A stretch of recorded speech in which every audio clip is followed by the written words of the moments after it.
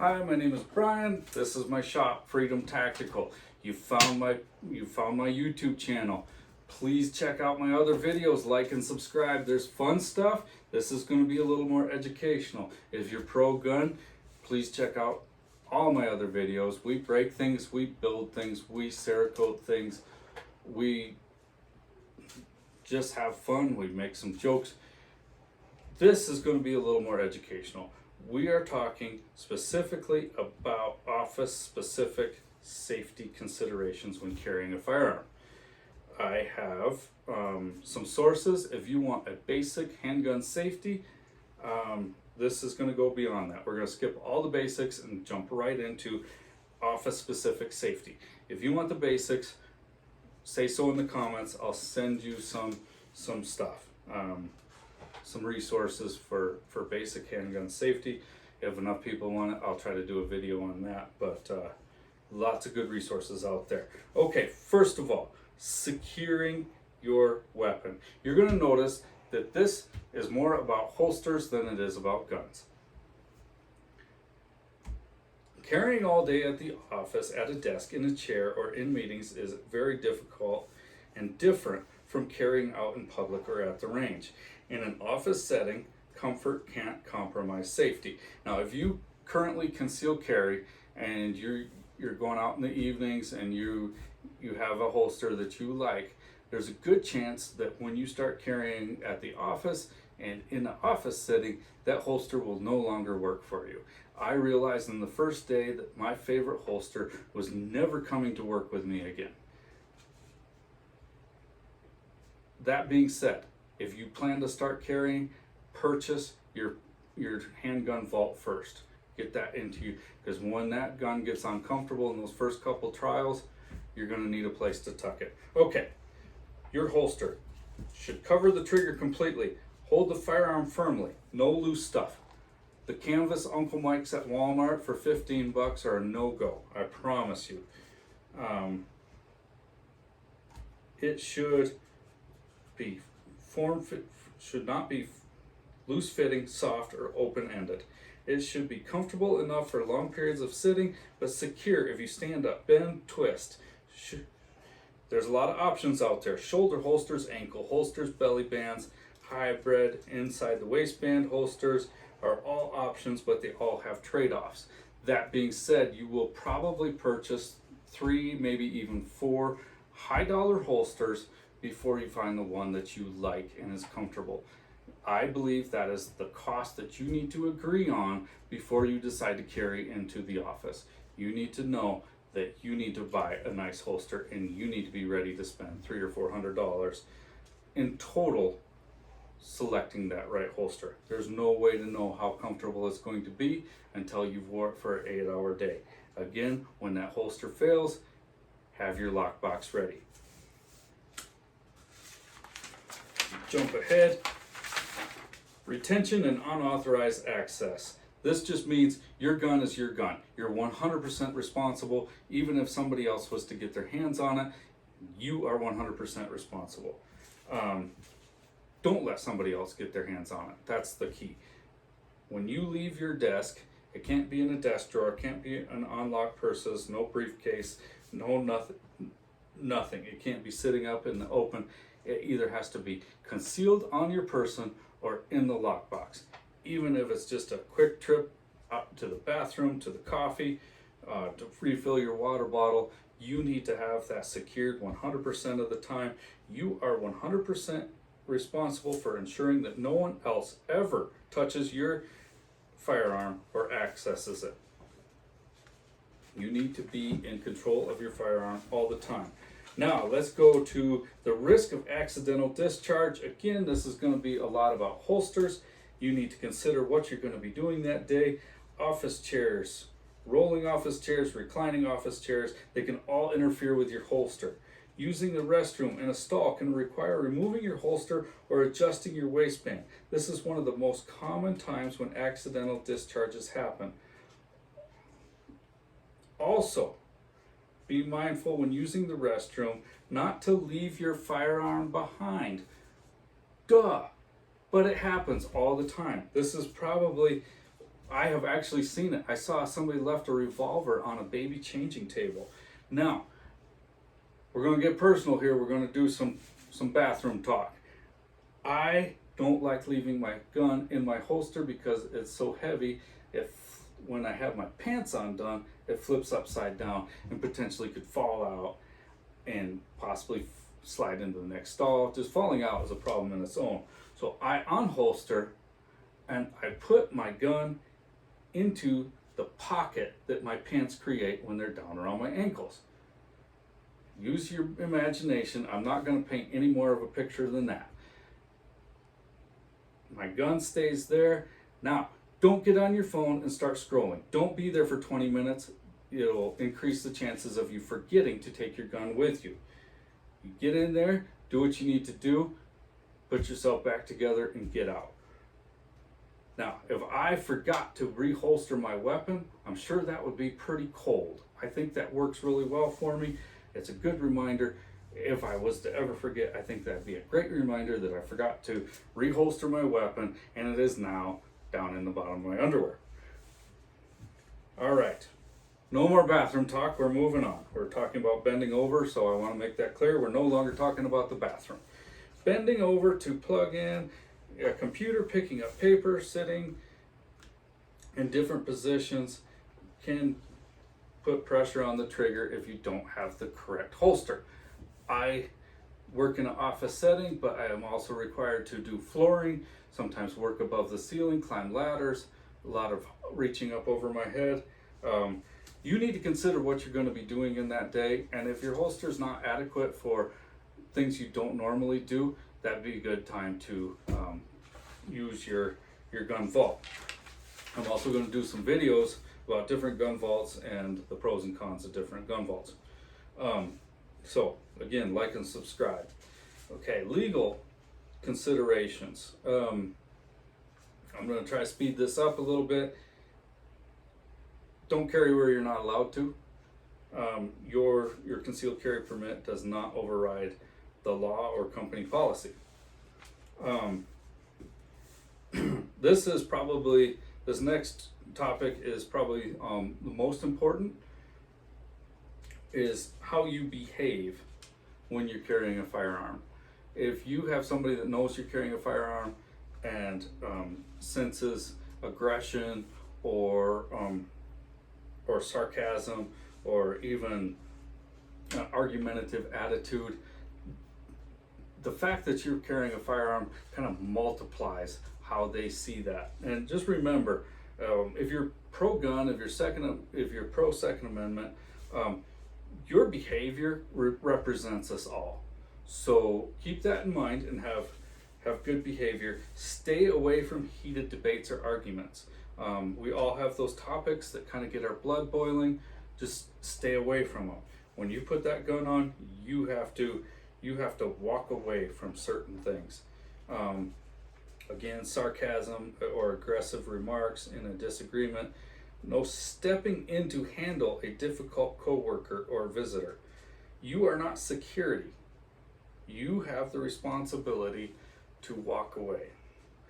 If you find yourself in an argument, you have the responsibility to de-escalate by any means necessary. Carrying a gun should not give you confidence or pride. It should do the opposite.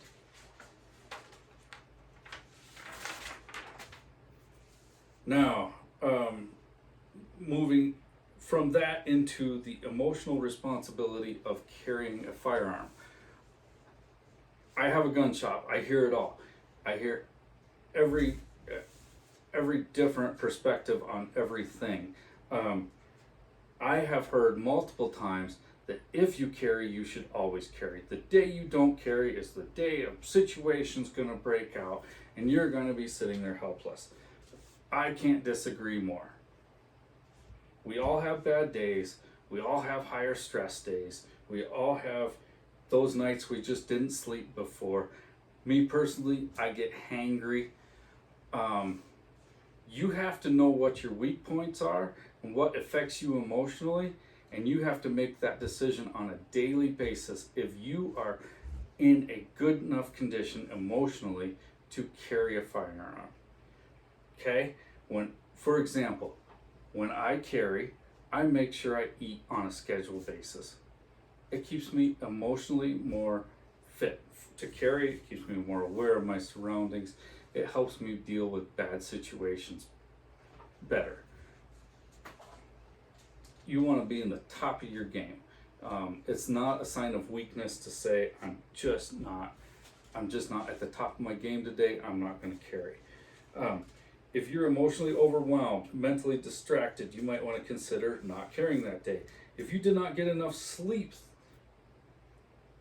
if you had an argument with somebody, even on Facebook, if you had an argument with somebody, if you had an argument with a coworker, especially a family member, you're just not at the top of your game emotionally. It's just put it away. And if something comes up in the middle of the day that affects you emotionally and you're not at the top of your game, put it in the lockbox.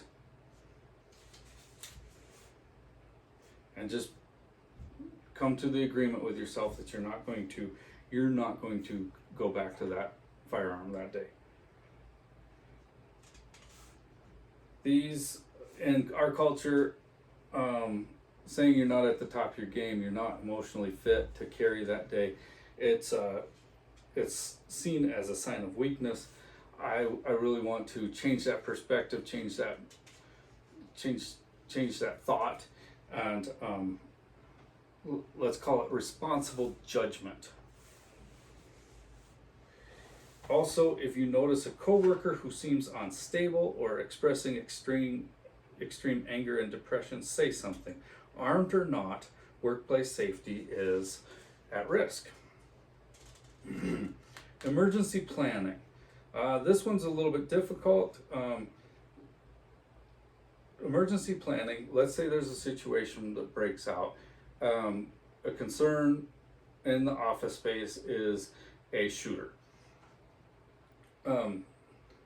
Two things can happen. Law enforcement may mistake you for the shooter. Coworkers may panic when they see your firearm. Also, when you draw your weapon, you could escalate a situation that you misread if you misread the threat.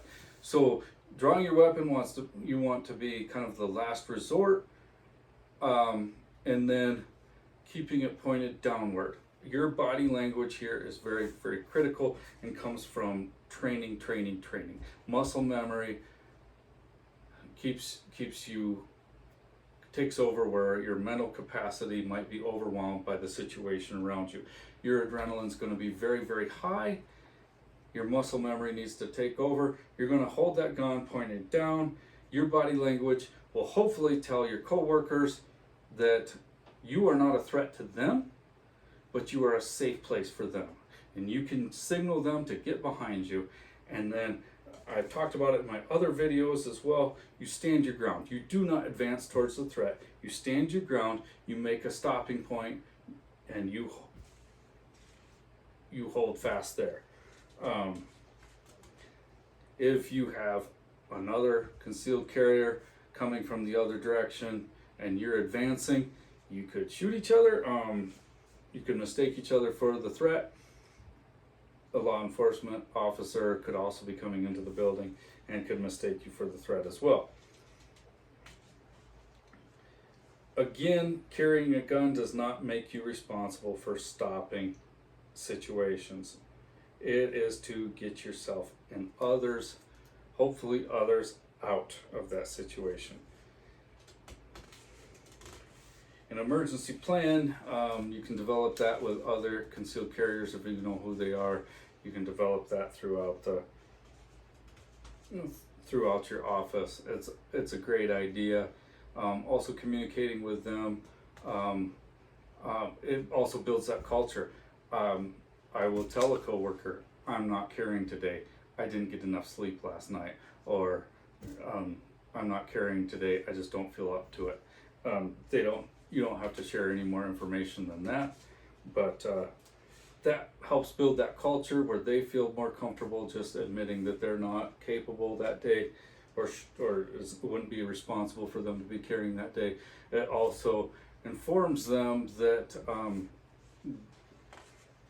if a situation was to break out, kind of what they would need to do, and help them make the decisions in those situations better. Storage. Don't leave your gun loose in your car. Use lock boxes that are secured to your vehicle. If you leave it in your office, I think your lockbox should be secured to something. Some offices don't allow you to fasten it to a desk, to the company-owned furniture, but you can always loop a cable around something heavy. Just make it awkward to try to steal that. Okay, improper storage is one of the biggest risks when transitioning between carry and non-carry environments. Again, I'm going to go over some different lock boxes and vaults that you should consider, the pros and cons of each one, and I'll sell those as well in my shop, but that's not the intent of this video. Anyway, finally, let's talk about training.